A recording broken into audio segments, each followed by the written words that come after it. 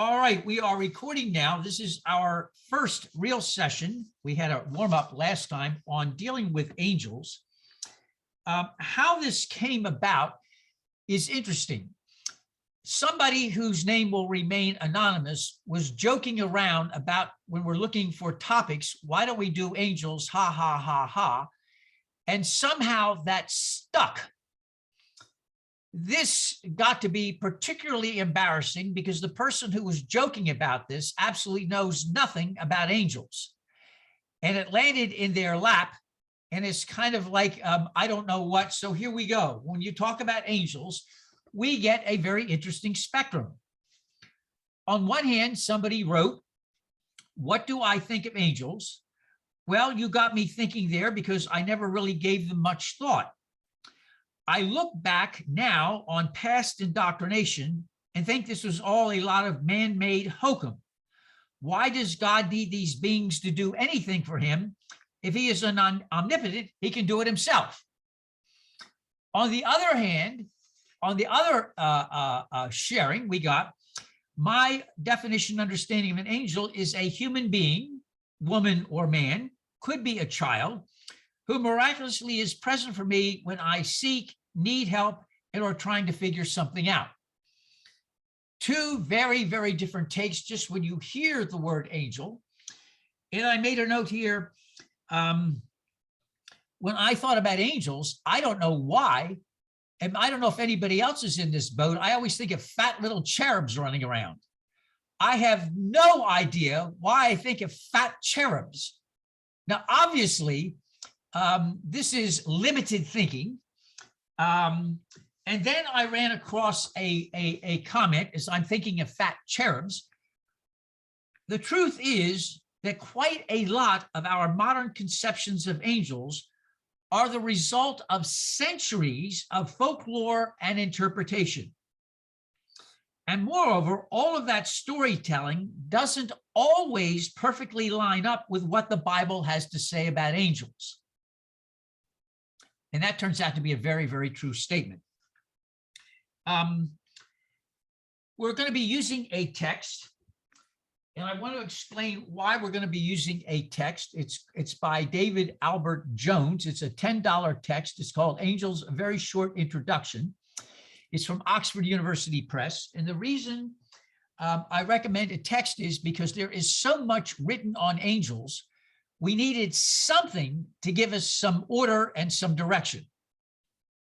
I have here in front of me 5 major articles on angels, and I got totally lost, totally. And I was embarrassed by that. And so I went back to the book and I decided that's a good reason why, when you're dealing with some things, it's nice to have one common denominator in front of us so we can all look at that and follow a order. Because we start dealing with angels, it gets all over the place. Now, let me also say, we have to have a caution to remind ourselves, since usually when we talk about angels, we think of the Bible, a lot of what we think is in the Bible is not there. And I mentioned that last time, and 2 classic examples of things that people always talk about that are nowhere located in the Bible at all are Lilith. Number 1, many of you may have heard of Lilith. She was supposedly Adam's first wife and was removed because she was strong and independent. This was obviously misogynistic, anti-women, anti-independence, and anti-women having their own ideas about things. Thank you very much. So a bunch of old males removed her. But you tell people, and they're absolutely convinced that Lilith was the original one there and was actually in the Bible. Lilith has never appeared anywhere in biblical writing. You need to know that. That is in a parallel universe of folklore and mythology. You need to know that. Number 2, I remember when I was teaching Hebrew Bible Old Testament, we asked right off the bat, okay, what did Eve eat? And the whole class screamed out, an apple. And I said, did the text say that? And they said, of course it said it. And I said, it did not. And at this point, you get people raise their hand and said, we're sorry, professor, but everybody knows it's an apple. So I had people open the text, and what does it say? And I said, let's read the text together. And they said, and Eve ate a fruit. And they looked at me and says, it doesn't say apple. I said, welcome to the real world, duckies. It never said apple. There were no apple trees in that part of the world, for God's sake. Excuse me. I said, let's take a look at pomegranates and figs, which also grow in oases and every other kind of thing. I said, at that point then, I gave the class a test of 20 questions on content of the Hebrew Bible, Old Testament, and the average answers were 15 to 20 points out of 100. And everybody said to me, how do we get these wrong? I said, you got them wrong is because most of you never ever actually read the texts. What you heard when it comes time to the Bible is what people told you was in the Bible, or what somebody got passed down from somebody's grandmother or somebody who went to church or whatever, but you never actually read the text. There are numbers of things that sound biblical, nowhere in the Bible. I don't know if any of you are into football or not, professional. There was a coach named Mike Ditka who was always famous for saying the Bible says. Not once did he ever get anything correct that was in the Bible. He made these things up, or he heard something. He said the Bible says. It sounded biblical, but wasn't there at all. The other problem we talk about when we deal with the Bible is just because it's in the Bible doesn't solve anything either. Let me give you a classic example. Do you all know the story of David and Jonathan? Let me read to you a very, very famous verse from the Bible. The Bible. Greatly beloved were you to me. Your love to me was wonderful, passing the love of a woman. Now, let me read that slowly again. This is from 2 Samuel chapter 1, verse 16. Greatly beloved were you to me. Your love to me was wonderful, passing the love of a woman. Now, for people who don't know any Hebrew, the first thing he says, oh, come on, Kenneth, that doesn't mean gay love. It means love as in friendship. I said, the problem is the Hebrew word for love is not friendship. The Hebrew word for love here means like love as in passion. Sorry about that, but you got the wrong definition and the wrong word. So you get things in the Bible and it gets very embarrassing. Here's another thing that gets to be very embarrassing. You may have heard the story of Lot and Sodom and Gomorrah. What you didn't hear was what Lot did to his two daughters. Let me read to you this. These angels appear. However, nobody realizes they're angels. I love that one too. Later on, we're told they're angels. These angels appear. So people from town come and they want to see who these visitors, these men are, that they may get to know them. Now, this gets to be embarrassing because the word know means to have sexual relations with. And this is what Lot says. Look, this is a direct quote from the Bible. Look, I have two daughters who have not known a man. Let me bring them out to you and do to them as you please. What is that? What that is he's saying he's offering up his two virgin daughters to a bunch of men in town so they'll leave the strangers alone. He doesn't even know they're angels, by the way. They're just visitors. So I'm saying, first of all, there are things in the Bible that get very, very embarrassing. And there's a lot of things we think that in the Bible that aren't there. And then we take a look at Genesis when we talk about angels. And let me just run down a quick list of angels as they appear in the book of Genesis. First of all, we're going to discuss in a minute, Abraham has visitors. This is probably one of the earliest stories of angels in the Bible. He has visitors. They come and go. And I don't mean this rudely. Did any of you see the movie Nanny McPhee? It's a very, very cute movie. It really, really is. It's a lovely movie. You ought to see it sometime if you want something that's just sweet and lovely. It involves a widower who has 12 kids, 11 kids. They are impossible. These kids are absolutely impossible. And everybody quits. Everybody quits. So Nanny McPhee arrives. And she looks to be human, but it becomes very quick to everybody that's watching the movie that she is really either a witch or something. And she would turn around and say, "Where did you come from?" She said, "I knocked." Well, she didn't knock. She would just appear and not appear. And in this story of Abraham, these beings suddenly appear, and he turns around and they're gone. And he makes a joke, and they turn around and say, "That's not funny." And they come and they go. We have angels then with Abraham. We have angels appear. Oh, that's the same thing. Roy puts up the rape of Deanna and the Torah, a bunch of, when you guys put a text up, leave it up for a minute. When you put a chat up, because it's too hard for me to, I don't need it quick enough. Yeah, you also overlooked that a bunch of brothers overlooked the raping of their sister and used it as a pretext to ultimately murder a bunch of non-Hebrew men. Yeah. This is, there's all kinds of ways that women are demeaned in the Hebrew text.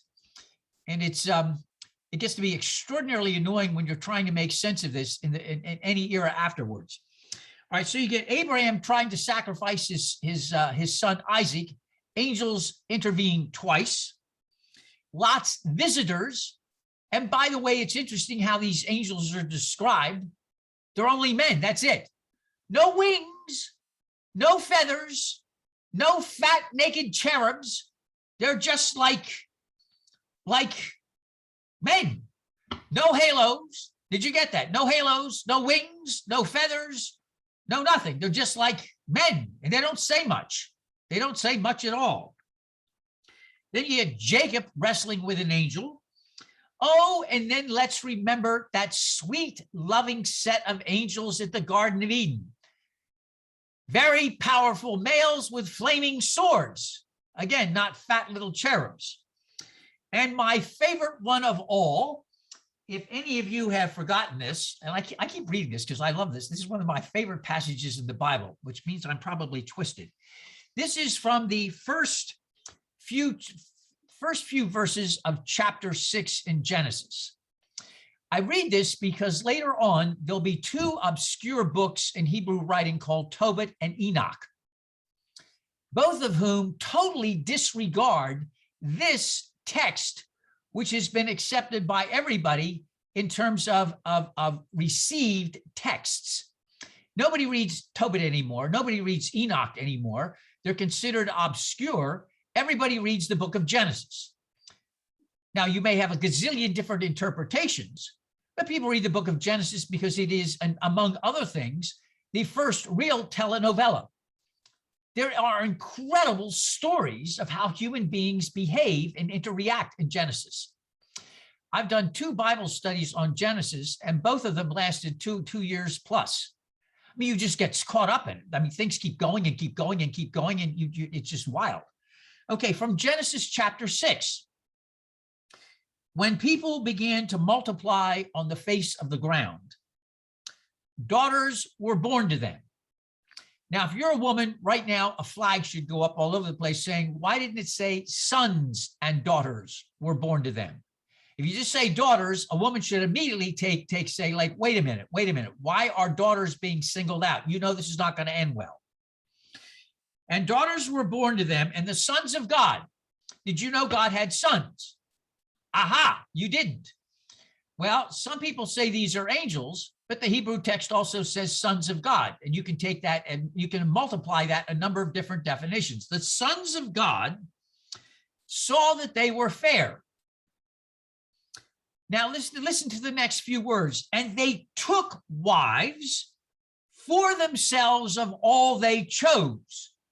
So that means these horny sons of God go around picking women to be wives here, there, and everywhere else. Now, don't look at me that way. It's not my fault. That's what the text says.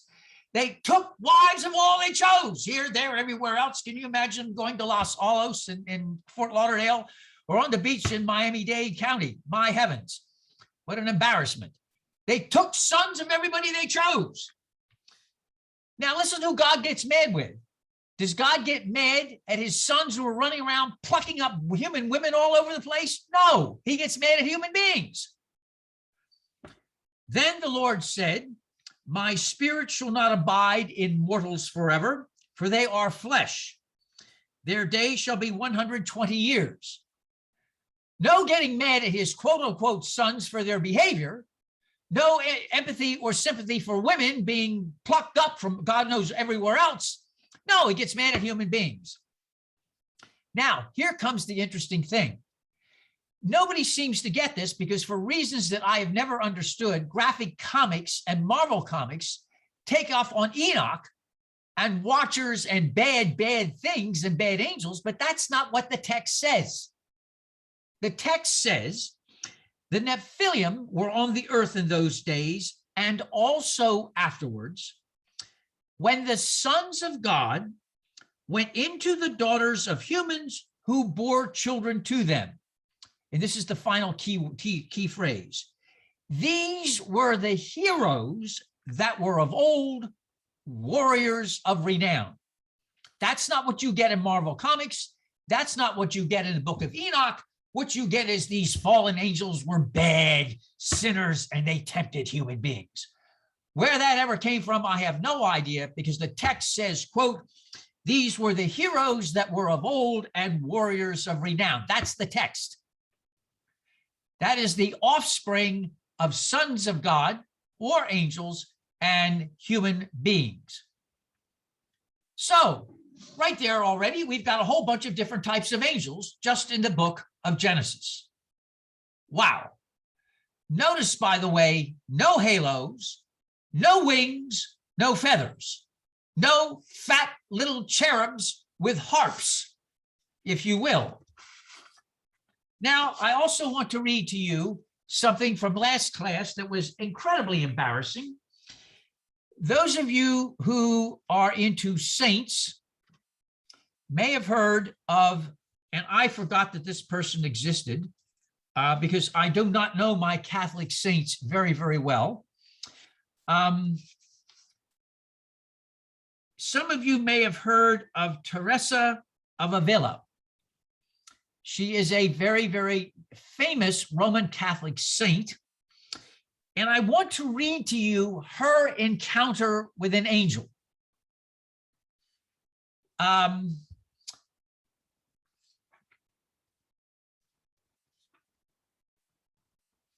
is it here?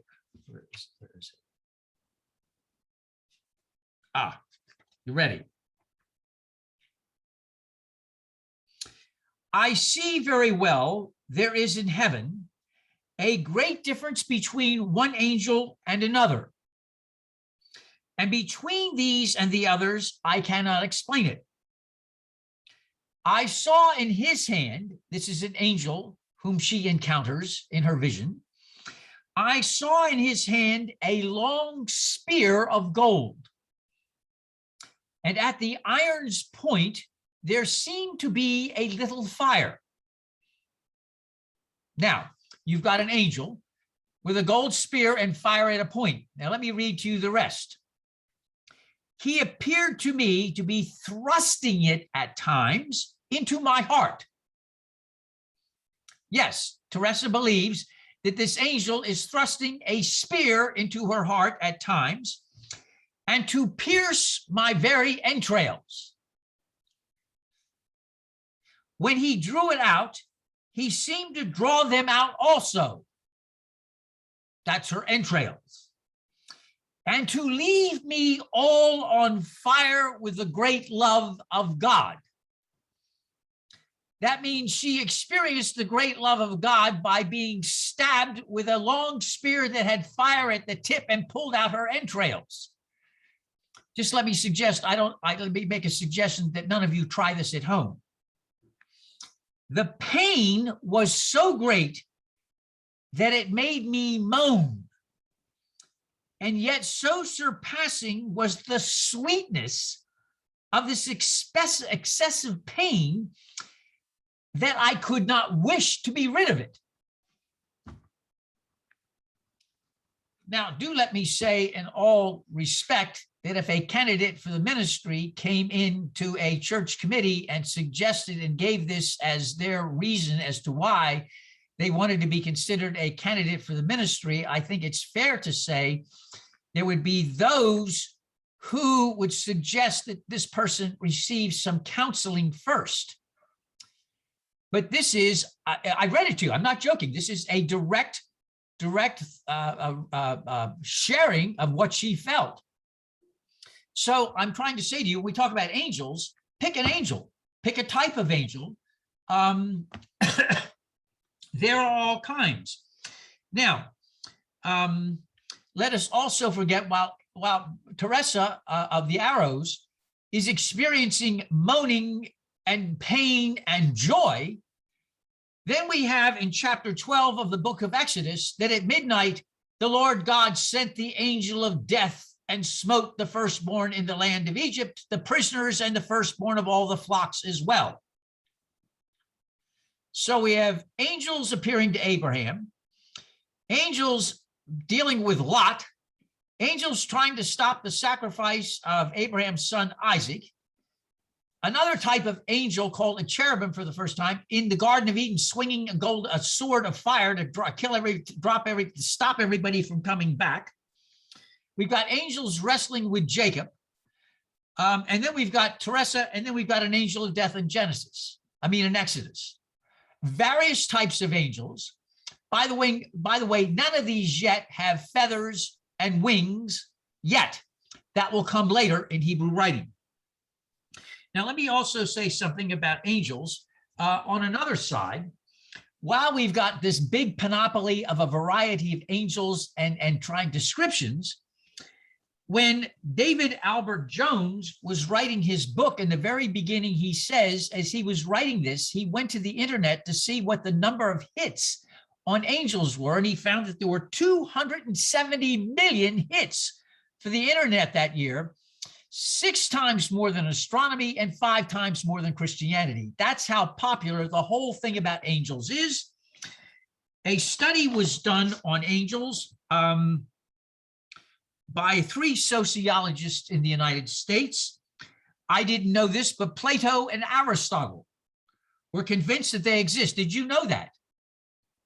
Did you know that Plato believed in angels, and so did Aristotle? They mentioned them in their writings. In modern times, polls suggest that nearly 70% of Americans believe that angels are real. I didn't realize that. 70% of Americans believe they are real. All right.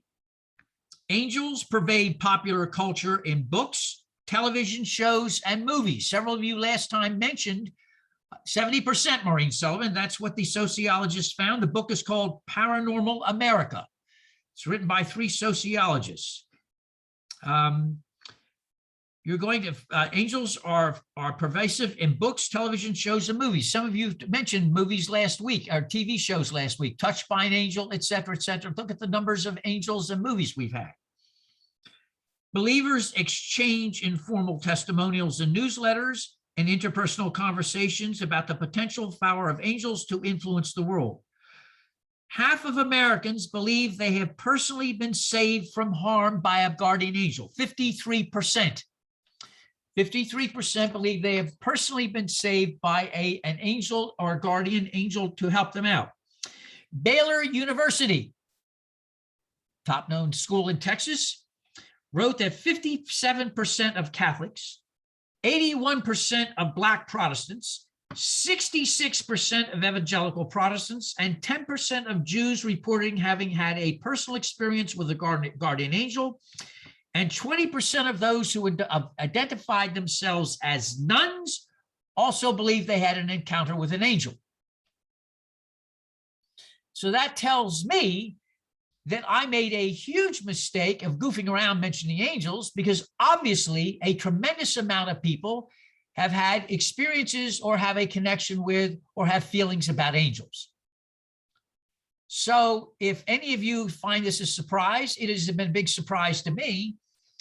And I'm thinking that my ignorance is amazing or appalling, or amazingly appalling, that I didn't think anything about angels till now. So for any of you that are older, you might want to adopt the motto, "It is better late than never." In fact, we all ought to have that at All Souls is a motto. All Souls Miami, it is better late than never, as we attempt to learn things.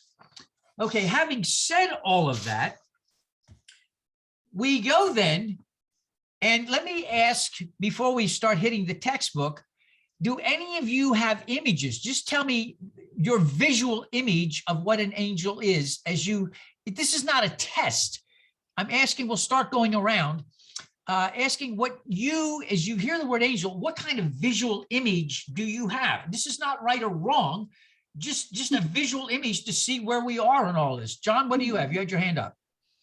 Well, I was raised Catholic, and in the past, I had the usual Catholic visual image with the feathers and the wings and that stuff. But later, I started thinking more about the fact that we have the angels of the Lord, and we also have the fallen angels, Satan and his demons, etc. And I started thinking about, where did this stuff come from anyway? And what I was taught was that angels were never human. It was a different race, so to speak, that God created to serve humans and himself. They were messengers, they were protectors, like guardian. Okay, John, whoa. I just wanted visual images. That's all. Just, we'll get into that later. It look like Terrestrial, extraterrestrials. Okay, just visual images. I just want to know what your visual images are. We'll get into the other kinds of things in a moment. Okay, Melissa, just a visual image. You have to unmute. You have to unmute. There we go. Okay. I went to St. Michael's Elementary School for 8 years, and we had a lot of visuals of the Archangel St. Michael in statues and pictures and so on. And he had wings, and he was dominant with a spear on top of the devil. Okay. Anybody else has visual images they want to share? Anybody want to raise their video? Go ahead, AJ.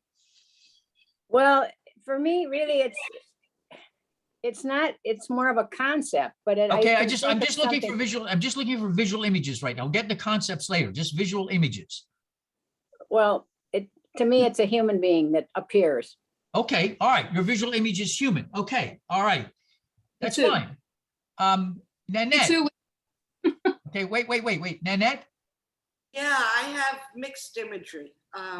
First and foremost, I was practically raised in the Metropolitan Museum of Art because my grandparents lived right down the street. And every Saturday morning, they had children's classes, and they would show us film strips. You remember those? Oh, yes. Of the different paintings and artworks, and then take us on a tour to actually see them. So a lot of my imagery comes from the European medieval kind of artistic rendering of the angels, but also through my search of Eastern spirituality. In Mahayana Buddhism, there are angels and devils and all different kinds of demigods and what have you in this hierarchy. And so I also see those images in my mind. Okay. Anybody else want to share images they have? Images only. Images only. We'll get into concepts later. Yes, Christine. Always floating. Floating, okay. Humanistic looking and sort of semi-transparent with wings. Humanistic looking, but transparent. Okay. Anybody else have thing they want to share? There's no right or wrong to this, just your own visual images. Anybody else has a visual image they want to share? Anybody? A visual image. Okay. I want to say they were always white men, right? White European men, because they were painted by white European men in the Renaissance. That's my pick. They had the gold leaf halos, the white wings, white men dressed in the robes or whatever was fashionable at the time that they were painted. Okay, now that's interesting, by the way. A couple of things that you said, and I want to pick up on very, very, very quickly.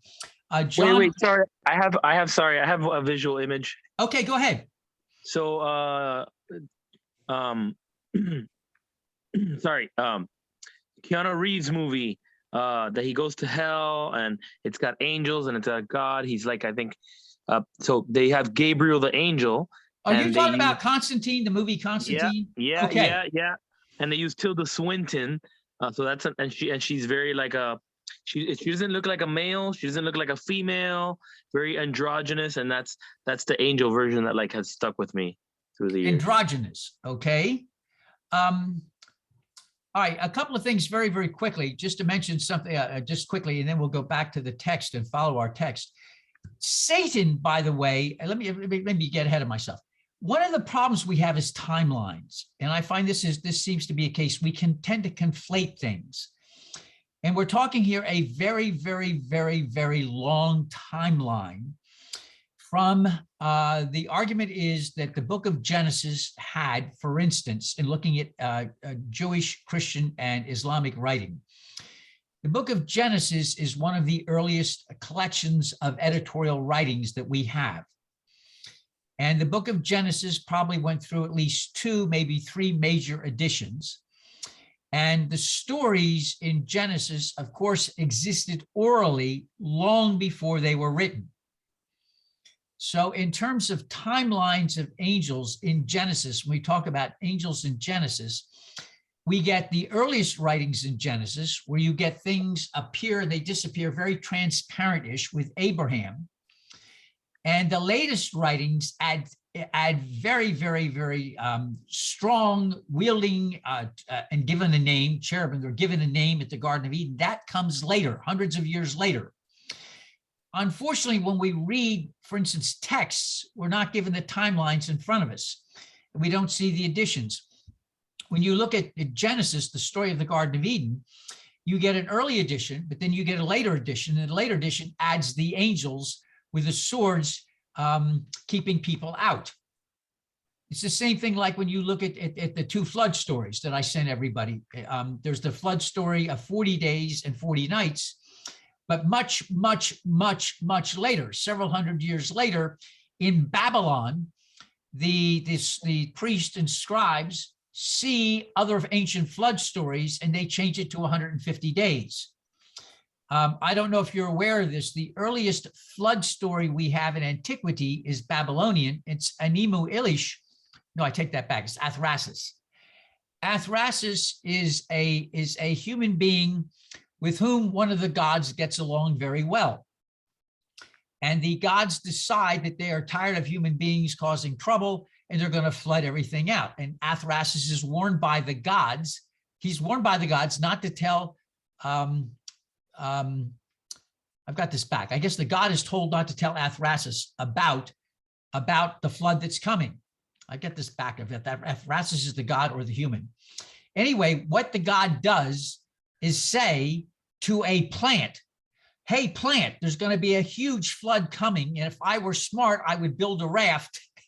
I would build a raft, put some animals on it and get on it. So when the flood comes, I'm going to be okay. So the person did not tell Athrasis, and Athrasis gets it very quickly. And this becomes the very first flood story. After that comes the Animu Elish, and after that comes the Gilgamesh creation epic. Each one is a variation of a variation of a variation. The actual flood did take place. Ryan and Pittman were 2 geologists working at Columbia University. They spent 20 summers putting this together. And we know that there was a mini ice age in Europe. And to make ice, you need water. And the Mediterranean went dry. I don't know if you ever knew that. The Mediterranean went dry. And then when the ice melted, the Mediterranean went up so high that it went up to, you all know where Istanbul is, Constantinople, and you know there's the Black Sea. Originally, the Black Sea was 300 feet below, and there was a landmass. And the push against, and finally it broke over, and it was like Niagara Falls for 3 to 4 years. And that's when you take a look at the Black Sea today. It's huge, but you'll notice 20% of the bottom of the Black Sea is fresh water. That is the original water from the original sea. That always surprises everybody. Yes, and that's why now they're digging up all these famous vessels and things that have been preserved because nothing could eat them. The water was here and the water was on top, and so it suffocated any living organism. So you have perfectly restored things, and they have found now docks that date back to 7000 BCE that shows that, in fact, where the Black Sea was, where the original Black Sea, and how everything combined. It's absolutely fascinating to see how it was proved. And you can see where the landmass was pushed and finally it broke over. Obviously, people died in this. It was a huge disaster in antiquity.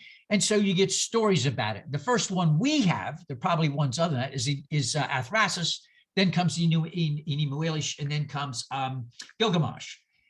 We knew the story of the Garden of Eden and the story of the flood, but then as other writers, hundreds of years later, get more information, then you get what? Bibles get redone, they get re-edited. Now, if you ever study text in this thing, you'll see additions all the time. A classic example would be in Exodus. It says in Exodus 33, Moses spoke to God face to face as a friend. Hello, that's very simple.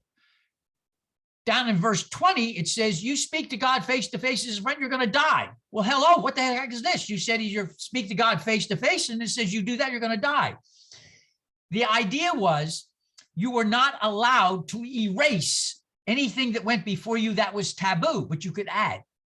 So what you did is the original story of creation was Adam and Eve. 500, 600 years later, the scribes in Babylon reading this are embarrassed by this, taking a rib. Are you out of your mind? So they had readapt the Gilgamesh creation epic and put day 1 through 7 in the beginning. They go that in front of the Adam and Eve story, hoping that you'll read that first and get the real news. And so you see all kinds of doublets in Hebrew, in the Hebrew Bible, where you get the original story, and then since you're not allowed to erase it, you get something on top of it or beside it. That happens all the time. The problem is we don't have timelines in front of us unless you study this. So when we talk about angels, there is a timeline as angels evolve. And so interestingly enough, most of us see the medieval angels. The first angels in Christian art were done Greek. Way, way, way, way back. You get these incredibly icons of angels, and we in the West always forget that. The earliest art in Christianity was not in Spain and France and the Renaissance. It was way, way, way back in the 3rd and 4th centuries of the Common Era. We forget that. The earliest picture we have of Jesus is a Greek icon about 250 CE in the Common Era. So I just share that with you all so that we don't have timelines and they get conflated. Now, a classic example is John mentioned Satan. Oddly enough, the very first mention of Satan in the Bible, Satan is not bad. The word Satan itself is in Job. Remember this summer we studied Job, and what was Satan? He was a member of the Heavenly Council. Yes, Heavenly Council, for heaven's sake. Remember, he said his job was to patrol the earth, going to and fro, and God said, where have you been? And God said to Satan, where have you been? He said, I've been patrolling to the earth to and fro, and I have a report to the Heavenly Council. He was kind of an accuser and to tell what was going on. Not bad. He was part of the Heavenly Council. Okay. The first mention of Lucifer is as a morning star in Isaiah.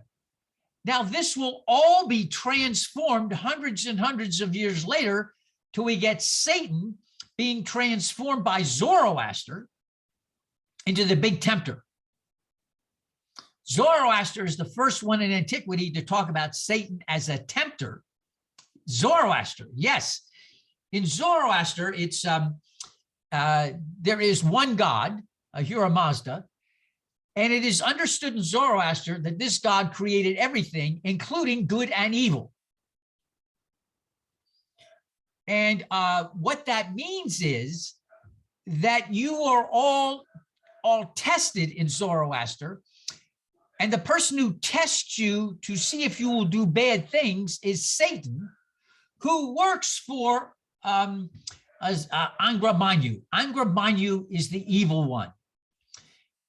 In Zoroaster, God, using our language, created both good and evil. Evil's name is Angra Mainyu, and his number one man, if you will, his Batman, his wingman, is called Satan. And Satan's job is to tempt all of us. And in Zoroaster, every one of us has an alarm system within us to warn us when Satan is tempting us. That alarm system is called the soul. That's what the soul does in Zoroastrianism, to warn you that when Satan is tempting you, you're being tempted. And then you have your choices. By the way, I don't know if you know this, Zoroaster is the first one to talk about free will in antiquity. And he argued in his writings that every human being has free will. And so when Satan tempts you, you have the freedom to say yes or no.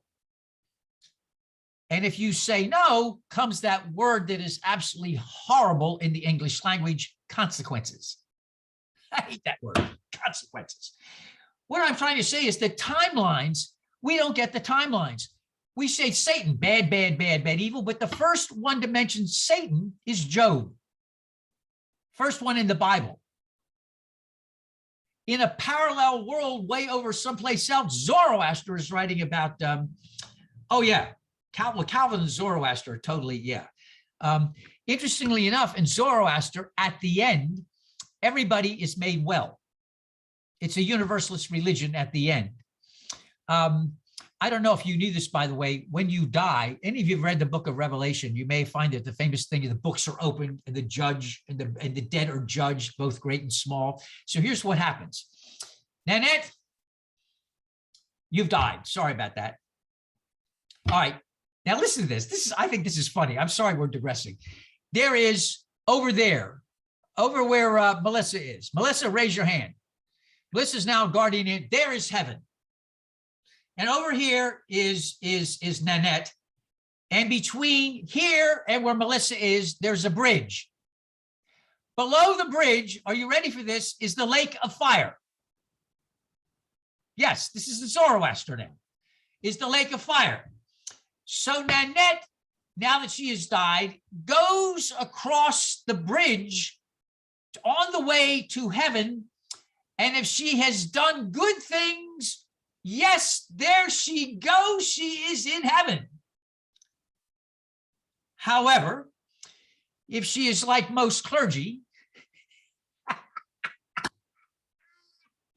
the bridge begins to narrow very quickly. And out of nowhere, I'm sorry about this, ladies, an old hag appears like this.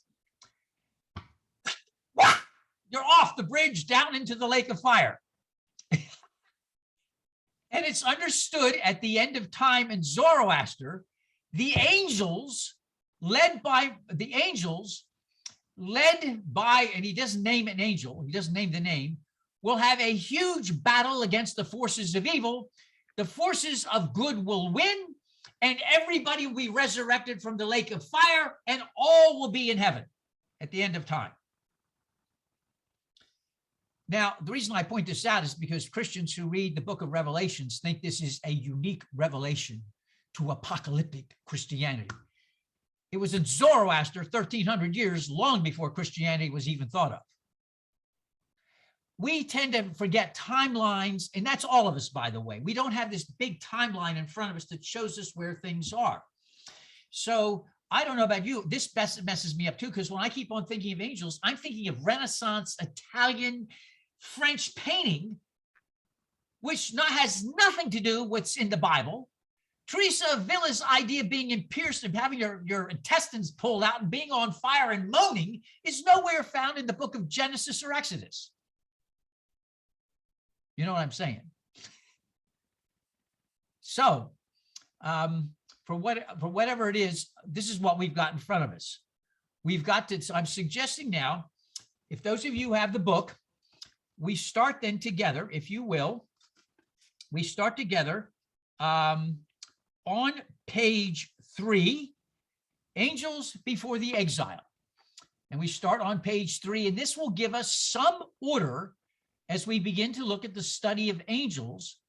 And then if you want later on, as we get going through getting some information to us, and people are free to share what concepts they have. But this is just to give us some order, realizing that there is no right answer. Does that make sense to everybody? There's no right answer. People experience what they experience. This is to give us some information. I will say it has been my experience before the Babylonian exiles. Yes, correctly, before the Babylonian exiles. So if we start on page 3, that will give us a timeline and an order to go. And some way we can follow together how we look at the information we're given, so we don't go all over the place. Do let me suggest that as I look back on it now, it is very, very clear to me as I think back on it now, and it's been a long time since I was in a full-time ministry, where that's all that I did. But it is true, the number of people that have reflected upon and talked about angels. And so regardless of what your experience has been, this is something we need to just we need to get some information. And those of you that have had experiences, and later on, as we wrap this up, we'll ask about people's experiences if they wish to share. We'll ask about people's opinions if they wish to share, but let's get some information first. Then let me also ask everybody to remember, we talked about doing a book from Karen Armstrong. So as we begin to wrap up angels in a few weeks, let me again throw out some books from Karen Armstrong. So again, we can have something in front of us from which we can work, if that makes sense to everybody. Okay, then let's start then together looking at page 3, angels before the exile and angels after the exile. And let's see if we can get up to angels in Christianity. And we'll go up to page 8. All right. So looking ahead far down the line, Karen Armstrong, and we've got this book here. Again, it's only $10. If anybody, and by the way, I understand a lot of people have had issues today with all kinds of problems financially. If anybody needs me to share with you and order a book for you, I'll be glad to do that at my expense. So if anybody needs a book, it's from Oxford University. AJ, yes. Can you remind me again of the author of the one you just showed me? Sure. David Albert Jones. What's the first name? David. David? Oh, David Albert Jones. Here you go. Okay. Can you see, wait a minute. Can you see it right there? Yeah, I got it. Thank you. And it's a good way to keep us something. Yeah, it's a good way to keep us grounded so we have some order. As I said, I have all these things about angels. I got lost. This is not the best. It's not the final word, but it's a nice, short, affordable book that gives us some order and a timeline, if that helps. And it talks about how things went wild in Western thought. Let me say one other thing, and then I'll finally shut up, much to everybody. One of the things that amazes me today is how much we are captive to Western thought, and I'm not sure we're aware of it. We are really, really, it's not that I dislike the education I had. The education I had when I was growing up was considered really quite good. I was not a great student. I was a great student. If I liked it, did any of you have this? If you liked the subject, you did really well in it. If you didn't like it, I did awful. I mean, if you looked at my college transcript, you say, how could you get A's and then get a D? The president of Dickinson College actually called me into his office and said to me, I need to talk to you for a minute. I said, what? He said, how could you get 3 A's in the toughest subjects and get a D in elementary German? How can you do that? And I said, the 3 subjects I like were absolutely fabulous and fun.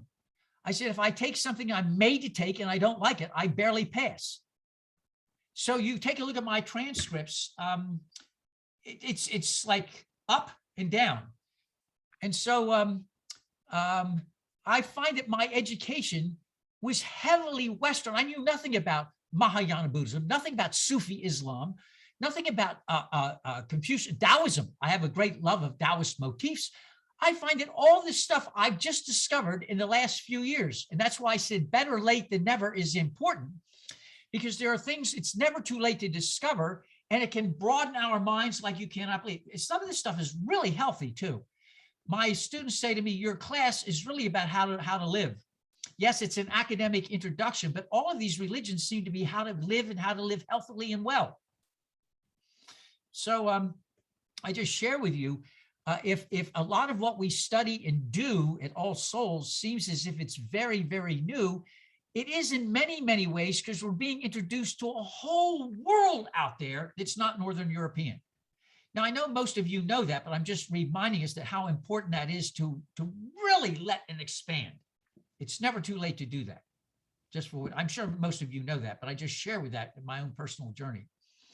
Okay, we'll start then. Next week, we've got a book. We've got a way to go. We've got something common in front of us. I wish you all well. Keep safe and well. And let me say goodbye to everybody before I cut off the recording. Nanette is from up north. Melissa, thank you very, very much. And by the way, Melissa did a fabulous job on the taking of the notes of the long range planning listening circle. John and Christine are from Port Orange. Kathy is in her Bentley Sport Coupe. AJ is in Wisconsin. And Pat is up in Forest Hills. Her sister Maureen is down by the farmers. We've got Tony Lee in Miami Lakes. Kay Schweitzer is in Port Orange. Cecilia is down the street. Danny is up in Forest Hills. Serge Cruz, we never know where Serge is. We have never figured that out. Roy has made it in from Bellingham. I always get this wrong. I want to say Bellingham. Bellingham. It's not Bellingham. Is it Bellingham? Okay, Bellingham, Washington. By the way, Roy has really been helpful for me getting more interest in Sufi Islam. And of course, good old Nick. And Chris Diaz had to leave us because he's at work. A lot of people are watching us at work as well. I cannot thank you for your interest in expanding your knowledge. I mean, to me, that is so incredible that we get people that take time out on a Saturday morning to learn new things. And the nice thing about that is we're all doing this together. I mean, I'm Ken? learning, yes. Not to, yeah, I just wanted to say that I have the Kindle version of the book. Okay. And I can do screenshots of the text for anybody who can't afford to buy the book. Okay, you heard that, everybody. You heard that. Thank Yeah, you. so I can send you whatever page Ken is talking about so that you can read along. But if it's being recorded, you might run into copyright issues with that. I don't want the church getting in trouble. No, what you can do is send that by an That's email. that's for your individual. Yeah, Okay. email. I would send it to your email. Okay. Okay. But Maureen, I would send it to your email. okay, send a thing out to everybody that you can do that, all right?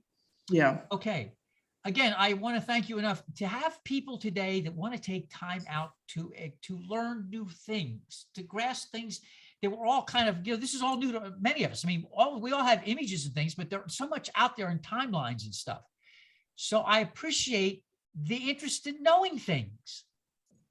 To just know and grasp the thing, that to me is fascinating that people want to do that in this day and age with so much that's busy. So again, thank you everybody here.